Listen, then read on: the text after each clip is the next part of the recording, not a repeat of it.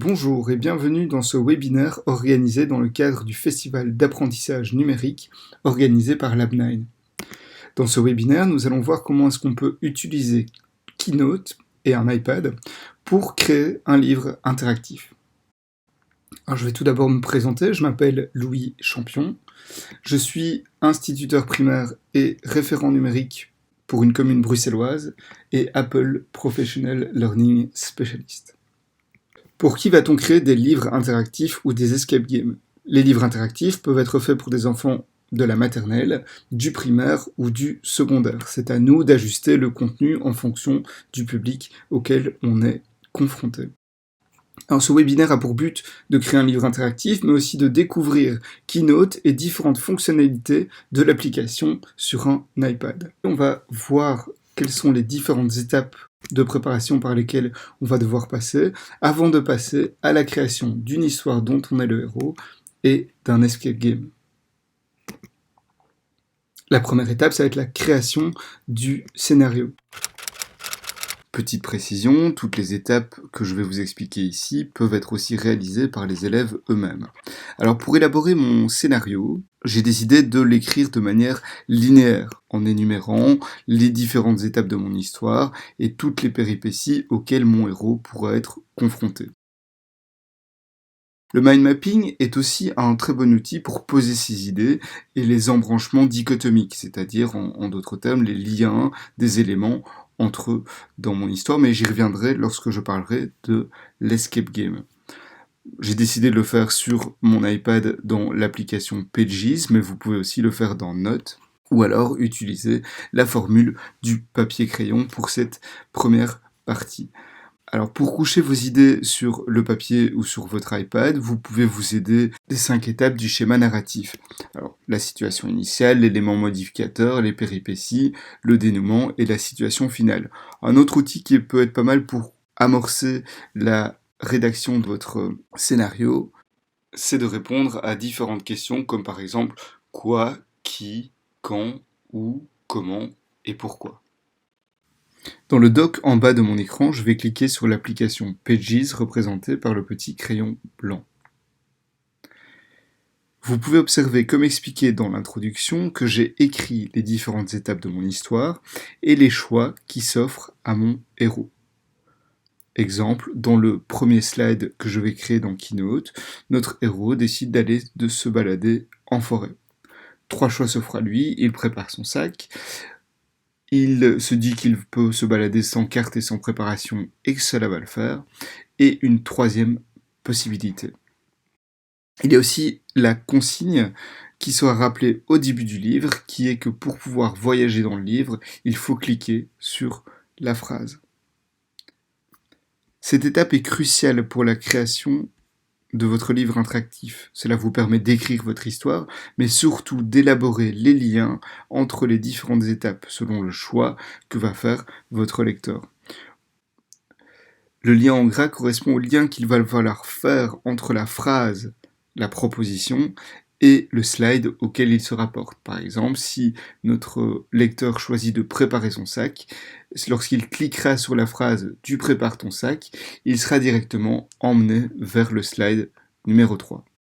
Lorsqu'on a fini d'élaborer notre scénario, on va procéder à la collecte d'images afin de pouvoir illustrer notre livre. Attention, si vous prenez des images d'internet, d'avoir des images libres de droit, et si les élèves se prennent en photo ou vous prenez vos élèves en photo, avoir préalablement fait signer une autorisation de droit à l'image. Pour enregistrer une photo, je vais aller dans Safari et me rendre sur un site qui me permet de trouver des images libres de droit. Je vais taper dans la barre de recherche, par exemple ici, sac à dos, et cliquer sur rechercher. Je vais pouvoir naviguer dans ma recherche et sélectionner l'image qui m'intéresse en cliquant dessus. Je peux ensuite cliquer sur télécharger en bas à droite. Celle-ci va s'ouvrir dans une nouvelle fenêtre. Je vais pouvoir appuyer longuement sur l'image. Vous voyez qu'il y a un petit onglet qui apparaît et cliquer sur ajouter photo. La photo va s'ajouter automatiquement dans ma bibliothèque. Un petit conseil pour plus facilement trouver ces photos lors de la création du livre, c'est de les regrouper dans un album dans l'application photo. Je vais cliquer sur l'application photo qui se trouve dans mon dock si l'image de la petite fleur. Dans ma photothèque, je vais sélectionner les différentes images que j'ai collectées. Je clique sur sélectionner au-dessus à droite et je vais pouvoir, en cliquant sur les images, choisir celle que je vais placer dans mon album photo. Lorsque celle-ci est sélectionnée, un petit V bleu apparaît. Je vais cliquer sur l'icône de partage qui se trouve en bas à gauche, qui ressemble à une petite sortie de secours, et sélectionner ajouter à un album. Je vais pouvoir créer un nouvel album, lui donner un nom,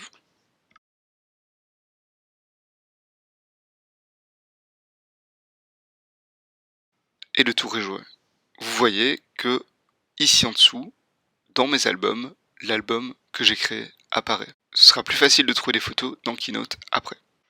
Maintenant que cette phase de préparation est faite, on va pouvoir passer à la conception du livre dans Keynote.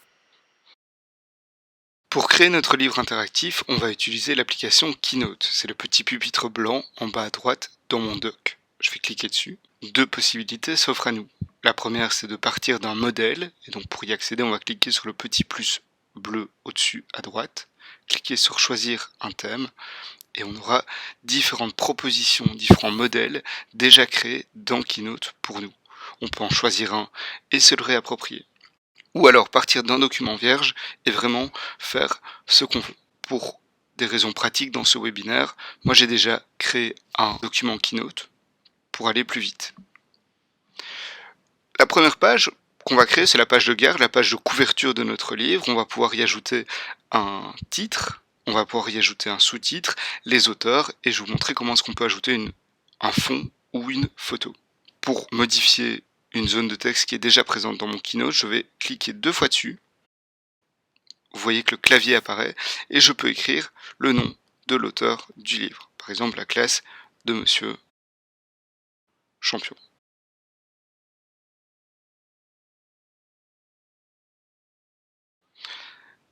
J'ai envie de rajouter un sous-titre ici à mon titre principal. Alors pour ajouter du texte et pour ajouter des éléments, ça va vraiment être la même chose tout le temps pendant ce webinaire. On va toujours cliquer sur le petit plus au-dessus à droite et on va pouvoir ajouter du contenu à notre livre interactif. Donc ici pour arriver au texte, je vais sélectionner les formes, ajouter une zone de texte. De nouveau, pour modifier, je vais cliquer 2 fois dessus et taper mon sous-titre. Voilà, une histoire dont tu es le héros.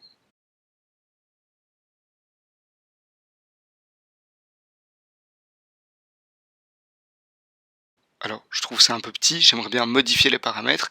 Alors, les paramètres de mon élément, ça va être le petit pinceau à côté de la croix bleue. Quand je clique dessus, j'accède aux différents paramètres et je vais me faciliter la tâche et jouer avec les styles.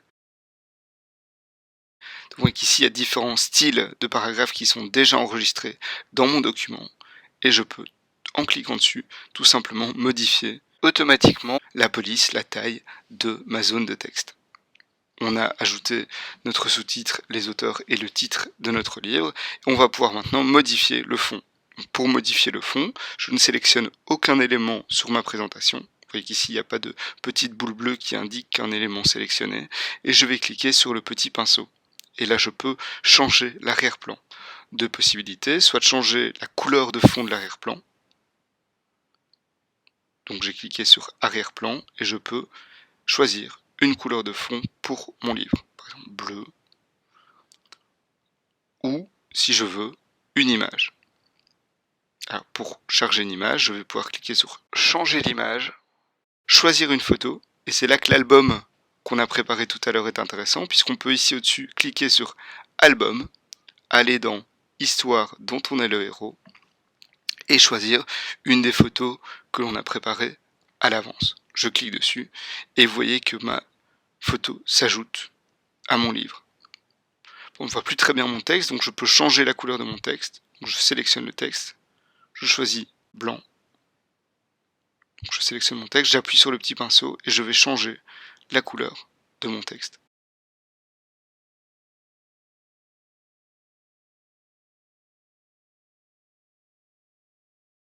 Maintenant que notre page de couverture a été créée, on peut passer à la page numéro 2. Sur la page numéro 2, on va placer les consignes. Donc, pour pouvoir modifier une zone de texte déjà existante, je n'ai qu'à cliquer 2 fois dessus, le clavier apparaît et je peux écrire ma consigne. Clique sur la phrase pour voyager dans le livre. Si je veux rajouter une nouvelle zone de texte, je vais cliquer sur le petit plus au-dessus, aller dans Objet et cliquer sur Texte. Par exemple, on peut souhaiter une bonne lecture à notre lecteur. Je peux rajouter un smiley si j'ai envie, et si la taille de mon texte ne me satisfait pas, je peux sélectionner le texte en cliquant dessus, cliquer sur le pinceau et agrandir mon texte en cliquant sur le petit plus à côté de taille. Et je peux le placer où je veux sur ma page. Vous voyez qu'il y a des petites lignes jaunes qui apparaissent sur la page. Ce sont des guides qui vous permettent de savoir où vous situez. Par exemple, ici, je suis exactement au milieu de ma page. En bas à droite, je peux par exemple marquer aussi le numéro de la page, dire qu'on est à la page numéro 1, et on peut passer à la page suivante. On arrive à la page numéro 2 de notre livre, et on va pouvoir y ajouter la première étape de notre histoire, les 3 propositions et des images. Alors si on ne se souvient plus des différentes étapes de l'histoire, je vous propose d'utiliser un outil qui s'appelle l'outil Split View. On va effectuer un balayage vers le haut depuis le bas de l'écran pour faire apparaître le doc.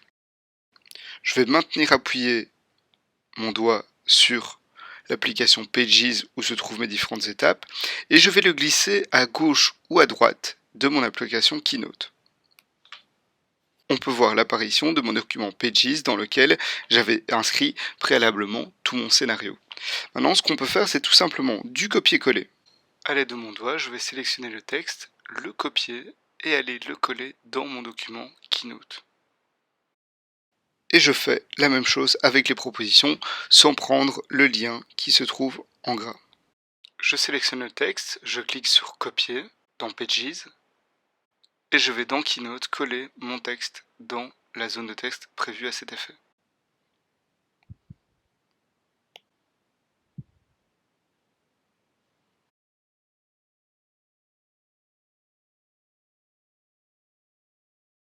Lorsque je n'ai plus besoin du document Pages, je peux simplement cliquer sur la petite barre du milieu. Elle va me permettre d'agrandir ou de rétrécir la taille de l'application sur mon écran. Lorsque je vais glisser mon doigt totalement vers le bord droit, ça va aussi me permettre de fermer l'application Pages. On va pouvoir maintenant ajouter des images à notre livre interactif. Pour ce faire, je vais cliquer sur le petit plus au-dessus à droite de mon écran, aller dans l'onglet Médias et pouvoir choisir quel média je veux ajouter à ma page. Je vais cliquer sur Photo ou Vidéo et à nouveau, je vais pouvoir aller dans Album et choisir les images dont je vais avoir besoin. Je clique sur l'image et celle-ci s'ajoute à mon document. Je vais utiliser les petites boules bleues pour ajuster la taille de mon image pour qu'elle corresponde à la mise en page que j'ai prévue. Vous voyez qu'en sélectionnant le texte et en le faisant glisser à gauche ou à droite, je peux jouer sur la mise en page. Je vais pouvoir à nouveau cliquer sur le plus et aller dans Photos et Vidéos, retourner dans mon album dont on est le héros et choisir une autre photo. La photo apparaît sur ma page et à nouveau je vais rétrécir la taille de ma photo pour qu'elle puisse s'intégrer à ma mise en page. Je vais de nouveau cliquer sur le plus pour ajouter une troisième photo, aller dans Histoire dont on est le héros et prendre l'image suivante que j'avais préparée au préalable. Lorsque j'ai ajouté mes images, je vais ajouter mon numéro de page. Donc ici on est à la page numéro 2. Et je vais pouvoir aussi changer la couleur d'arrière-fond. Pour changer la couleur d'arrière-fond, je vais cliquer sur aucun élément de ma page, cliquer sur le petit pinceau, aller dans arrière-plan et choisir une couleur qui me convient. Si je veux changer les paramètres d'un élément de mon document, je vais tout simplement cliquer dessus, cliquer sur le petit pinceau et par exemple ici changer la couleur pour le mettre en avant. Vous pouvez aussi bien sûr à tout moment changer le texte si vous vous rendez compte qu'il y a une petite faute d'orthographe ou une coquille. Donc tu décides d'aller te balader en forêt et un petit accent circonflexe sur forêt, je peux le modifier. Ou si dans un autre moment d'inattention, j'ai oublié de mettre le C à la troisième proposition, je peux cliquer 2 fois sur la zone de texte, placer mon curseur, écrire petit c, ajouter un point et passer à la page suivante. Si je veux ajouter une nouvelle page à mon document, je vais cliquer sur le petit plus bleu en bas à gauche de mon écran et choisir un modèle de diapositive ou tout simplement prendre une diapositive vierge et la personnaliser. Je vais appuyer sur le petit pinceau pour changer la couleur d'arrière-plan.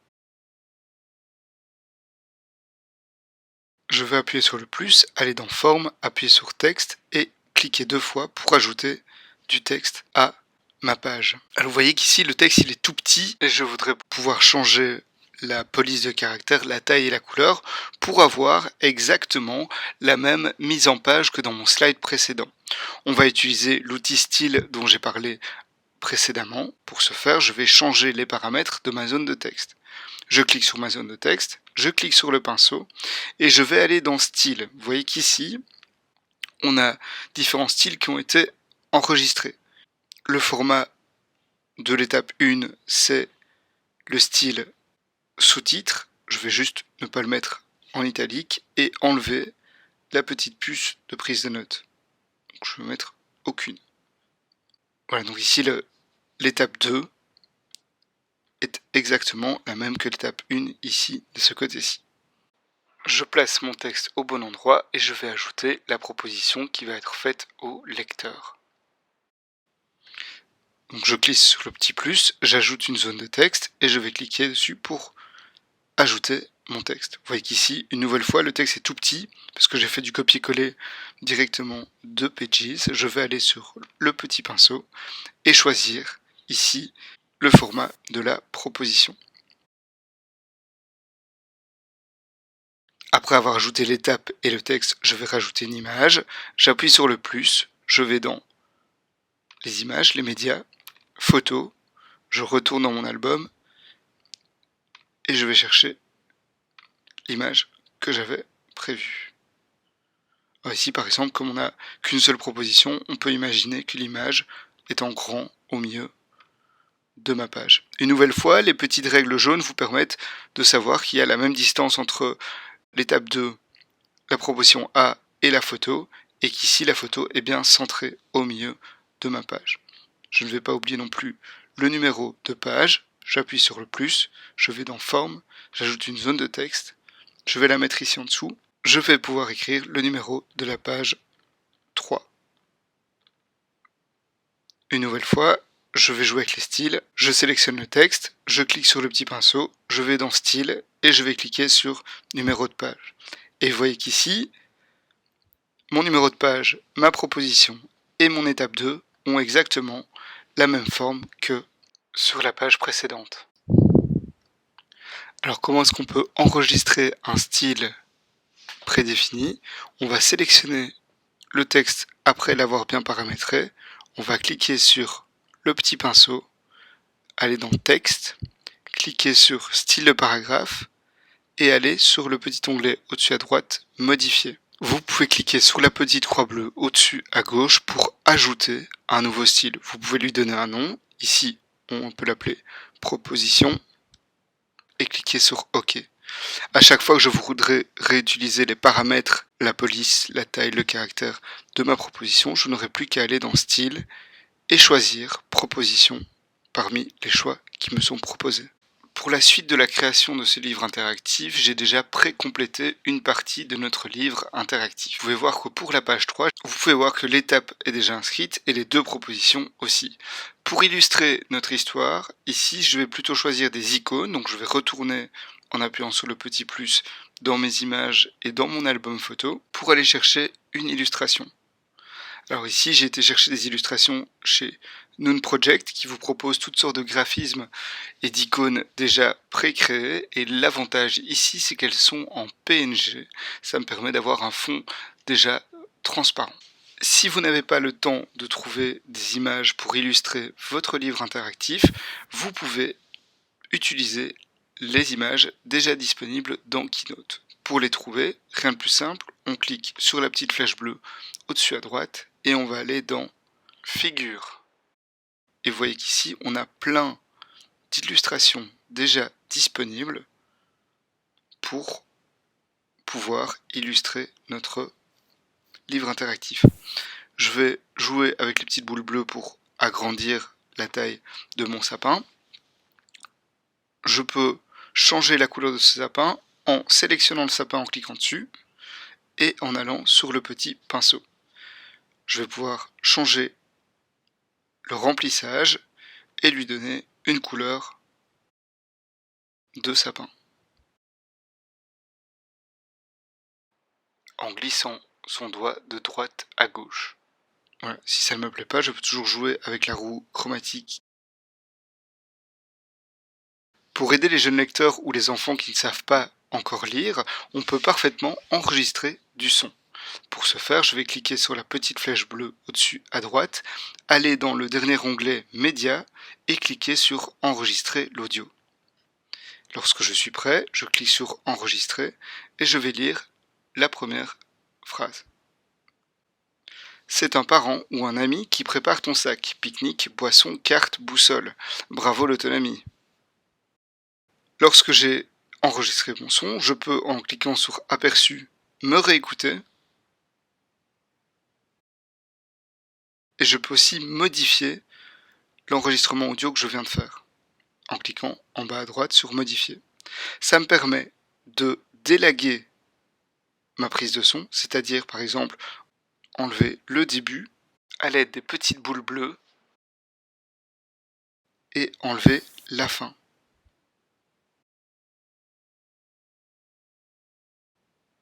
Je peux aussi cliquer sur Enregistrer pour réenregistrer sur la bande son ou supprimer pour recommencer à zéro. Lorsque j'ai fini et que je suis satisfait, je clique sur Insérer et je peux placer mon petit haut-parleur qui indique qu'il y a un enregistrement audio où je veux sur ma page. Ce qui m'ennuie ici, c'est que dans l'image que j'ai trouvée, il y a un arrière-plan. Pas besoin de jouer avec une autre application pour rendre transparent cet arrière-plan. On va utiliser la fonction alpha instantané qu'on va retrouver dans différentes applications d'Apple. Par exemple, Aperçu, Pages, Numbers ou Keynote. Je vais cliquer sur l'image pour la sélectionner et cliquer sur le petit pinceau, toujours pour modifier les paramètres de l'élément sélectionné. Je vais ensuite cliquer sur Alpha instantané qui se trouve dans l'onglet Images. Et sur l'image, je vais cliquer sur la couleur que je veux supprimer. Et je vais lentement glisser mon pointeur dessus. Vous voyez que ça a changé de couleur. Ça veut dire que toute la partie mauve sur mon image va être supprimée. Je relâche mon doigt. Vous pouvez voir que la couleur de cette zone autour de mon personnage a été supprimée. Alors si je suis content, je peux cliquer sur OK. Vous pouvez voir maintenant que mon personnage se trouve sur un fond transparent. Afin de diversifier les différents types de mise en page, on va disposer les objets en couches, c'est-à-dire les faire glisser de manière à ce qu'ils soient superposés avec un ou plusieurs objets. Pour commencer, je vais changer l'image de fond. Plutôt que d'avoir une image toute seule, on va la placer comme sur la page de couverture en image de fond. Alors pour ce faire, je vais cliquer sur le petit pinceau, cliquer sur arrière-plan, cliquer sur Image, aller dans Changer l'image, choisir une photo, aller dans mon album, choisir la photo que j'ai envie de placer. Voilà. Et mon image se trouve maintenant en image d'arrière-plan. Pour rendre visibles les différentes propositions, puisqu'ici vous voyez qu'on ne sait pas lire les éléments en noir, pour les rendre visibles, je vais placer derrière un rectangle de couleur pour jouer avec l'opacité de celui-ci. Je clique sur le plus, je vais dans Figures, je vais rechercher des figures standards je vais prendre le carré et le placer au niveau de l'endroit où je veux placer ma proposition. Je vais changer la couleur de celui-ci. On va dire qu'on voudrait avoir un remplissage plutôt gris. Et on va jouer avec l'opacité de ce rectangle. Donc on va le rendre légèrement transparent pour toujours voir l'image qui se trouve derrière, mais pour pouvoir mettre en évidence le texte. Alors vous pouvez voir que mon rectangle se trouve devant ma zone de texte où il y a le petit $. Pour pouvoir changer et jouer avec les différentes couches, je vais de nouveau aller dans le petit pinceau, aller dans Disposition et le faire descendre d'une couche grâce au curseur en haut à droite. Vous pouvez voir que ma zone de texte est passée devant mon rectangle gris. Je vais pouvoir maintenant inscrire du texte dans ma zone de texte et je peux remarquer que le rectangle gris est trop petit. Donc je vais le sélectionner et à l'aide des petits points bleus, le mettre à la bonne taille par rapport à ma proposition. Je vais faire la même chose avec les deux autres propositions. Plutôt que recréer à nouveau une zone de texte et un cadre gris, je vais sélectionner plusieurs éléments pour pouvoir les copier. Je vais cliquer sur ma zone de texte, je vais cliquer sur sélectionner des objets et je vais sélectionner mon cadre et ma zone de texte et pouvoir les copier et les coller. Et je peux changer donc le texte de ma zone de texte.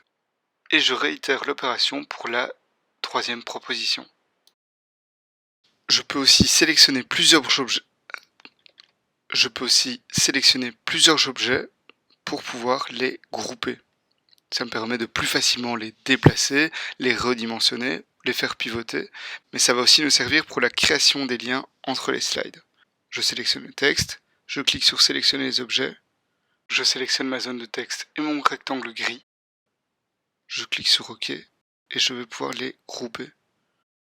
Je recommence la même opération pour les deux autres propositions. Je réajuste les rectangles gris en fonction de la taille des propositions.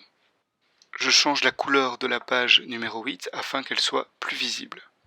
Je sélectionne le texte, je vais sur le petit pinceau, je choisis la couleur blanche. Voilà, notre livre interactif est presque fini. Il nous reste à créer les liens entre les propositions et les autres diapositives de la présentation. En d'autres mots, vers quel slide je vais rediriger mon lecteur lorsqu'il cliquera sur une phrase. Je vais aller dans le slide correspondant à ma première étape. Je vais sélectionner la phrase numéro A. Je vais cliquer sur lier et je vais lier cette phrase à une diapositive. Alors attention, comme j'ai commencé avec une page de garde et comme j'ai commencé avec une page de couverture et une page de consigne, le numéro de mes slides ne correspond pas au lien que j'ai écrit dans mon document Pages. Je dois ajouter 2 au numéro du slide. Par exemple, l'étape 1 se trouve au slide numéro 3. Je vais reprendre mon document Pages. Zoomer pour que vous puissiez voir. La phrase numéro A, elle est liée à l'étape numéro 3. Je vais cliquer sur lier à la diapositive et je vais choisir le slide numéro 5 puisque il correspond à mon étape 3. Et je vais recommencer l'opération pour chacune des phrases de mon histoire. Pour la phrase numéro B, je vais la lier au point numéro 2.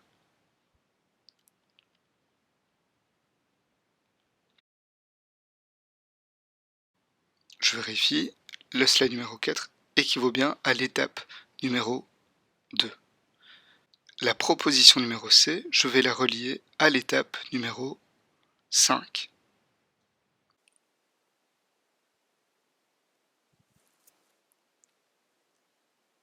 Une icône lien avec la flèche courbée apparaît en regard des objets liés. L'icône ne s'affichera pas lorsque nous exporterons le livre interactif. Et je vais réitérer l'opération avec les autres slides.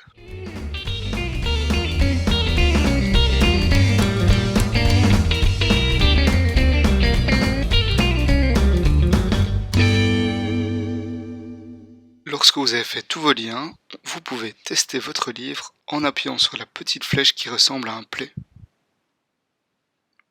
Lorsque je vais cliquer sur la proposition, je serai directement renvoyé vers le slide. Donc vous tracez votre parcours sur la carte et étudiez bien les différentes possibilités en fonction des niveaux de tous. Voilà, je vais inventer une signification et là, c'est raté.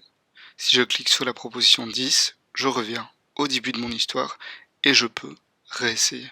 Avant d'exporter notre livre interactif, il y a un dernier paramètre à régler. On va cliquer sur les 3 petits points au-dessus à droite. Cliquez sur Réglages, Type de présentation et dire qu'il n'y a que les liens qui fonctionnent pour passer d'une page à une autre. Sinon, lorsque l'élève cliquera à côté, non pas sur un lien mais sur le slide, il passera comme dans une présentation normale d'un slide à un autre. Il ne nous reste plus qu'à exporter notre livre pour pouvoir le partager avec nos élèves. Je vais cliquer à nouveau sur les 3 petits points, cliquer sur Exporter. Et là, 2 possibilités, soit on l'exporte en PDF, soit en Keynote. Si je l'exporte en PDF, je clique sur Exporter. Je vais pouvoir le partager. Alors via AirDrop, l'envoyer par mail à mes élèves. Je peux même le tester dans Acrobat. Je vais pouvoir cliquer sur les liens et naviguer dans mon livre selon les différents choix qui me sont proposés. Je vais pouvoir partager mon fichier Keynote en cliquant sur le petit bonhomme et le petit plus et vous avez différentes possibilités qui s'offrent à vous. Envoyer un lien, envoyer par mail. On peut régler les options de partage, c'est seulement les personnes qui ont été invitées qui peuvent accéder à mon Keynote. Toutes les personnes qui disposent du lien peuvent y accéder et alors soit le modifier si c'est un travail collaboratif, soit le consulter si c'est juste pour lire l'histoire. On va pouvoir maintenant passer à la création de l'escape game. Pour préparer mon escape game, je suis passé par le mind mapping. C'est une manière de travailler qui, je pense, permet de bien faire les liens entre les idées. On va y retrouver ma situation initiale, on est enfermé dans une classe, les différents endroits où je vais emmener mon lecteur, près du tableau, près du banc du prof, près d'une fenêtre, près d'une armoire et près de la porte qui est fermée. Lié à chacune de ces propositions, il y a les différents choix que le lecteur va pouvoir faire. On va maintenant retourner dans Keynote et passer à la création de l'escape game. Pour créer cet escape game, j'ai utilisé toutes les étapes dont j'ai parlé précédemment. Ajouter du texte, ajouter une image, des logos, jouer avec l'alpha instantané, les figures qui sont déjà présentes dans l'application Keynote, et j'ai fait des liens entre les phrases et les différents slides. Il va y avoir 2 choses nouvelles par rapport à l'histoire dont on est le héros. Il y a des petits onglets qui permettent chaque fois de retourner à la page précédente. Avec ici à chaque fois un petit bouton retour qui permet au lecteur de retourner au slide où il était avant. Ça c'est important puisqu'ici on est face à des choix. On va se retrouver dans des cul-de-sac qui vont nous obliger de repartir aux propositions précédentes. Je veux aussi vous montrer une fonction que je n'avais pas montrée dans l'élaboration du livre interactif. C'est la possibilité d'animer vos slides, ce qui va vous permettre de rendre votre escape game un peu plus dynamique. La fonction animer sert à faire apparaître des blocs de texte, un tableau, une image dans votre présentation. Et on peut faire apparaître les éléments un par un ou tous ensemble. Alors comment est-ce qu'on va faire? On va déjà placer notre mouton ici, hors champ, et notre masque aussi.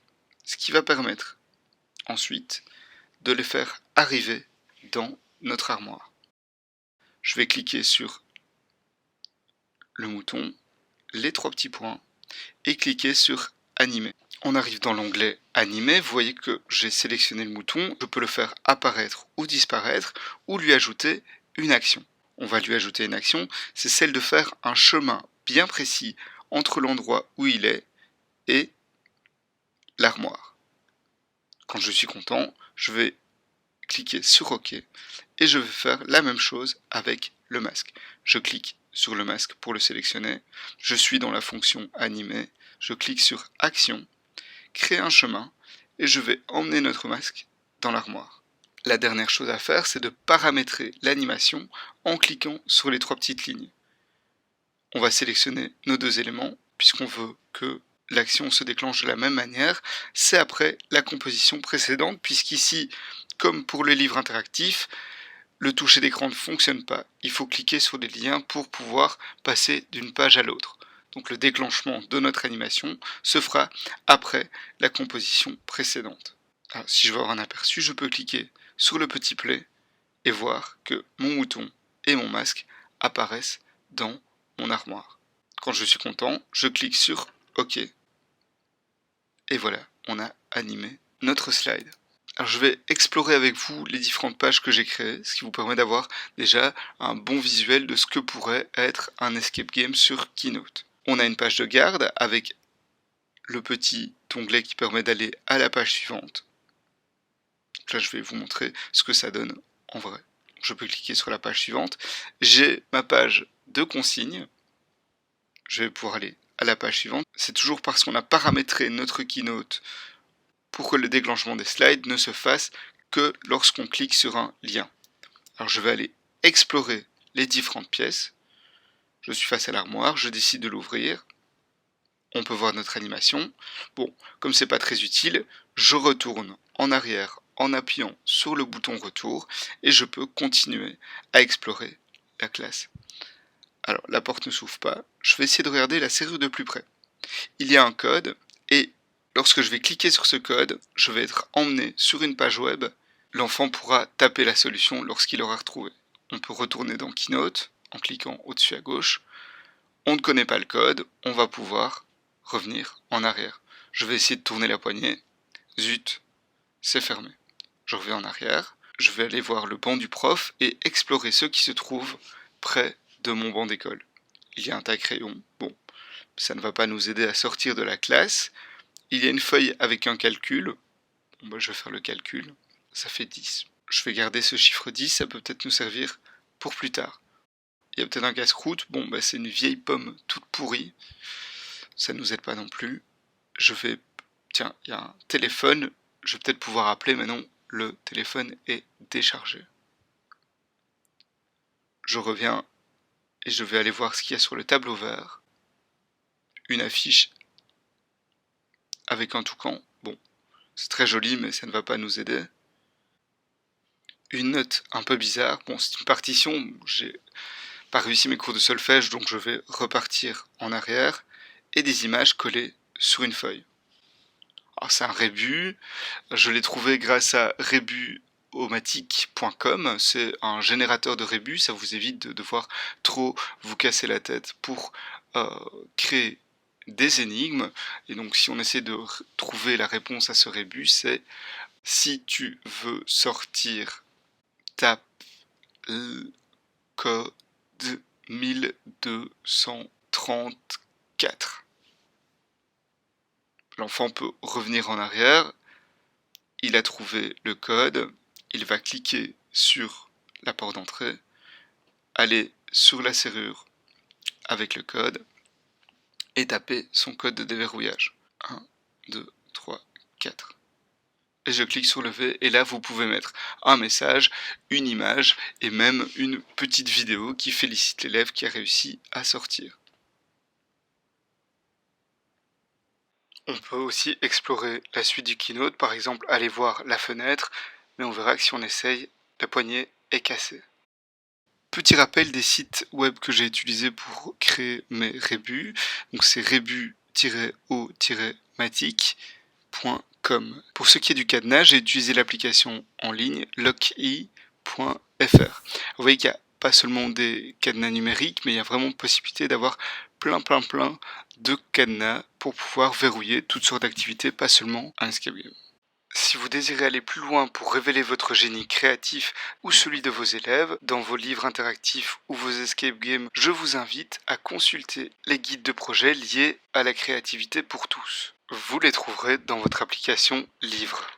Merci d'avoir suivi ce webinaire. Je vous invite à vous inscrire aux autres ateliers organisés dans le cadre du Festival d'apprentissage numérique. Ce webinaire sera mis à votre disposition sur le site de Lab9 Éducation si vous voulez revenir sur un point que vous n'auriez pas compris.